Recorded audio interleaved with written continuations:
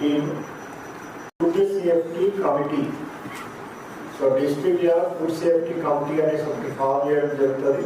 So it would be headed by additional collector revenue. So additional collector కమిటీకి head ఉంటారు. Additional collector plus food సేఫ్టీకి సంబంధించి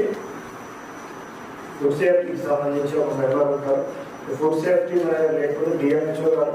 so మీరే suitable ఎవరైనా identify చేయండి. సో డాక్టర్ని కానీ ఎవరైనా ఐడెంటిఫై చేయండి. Who have some knowledge about ఈ ఫుడ్ సేఫ్టీ స్టాండర్డ్స్ అవి ఉంది. సో వాళ్ళని ఒకటి కంపెనీ కంట్రోల్ చేయాలి.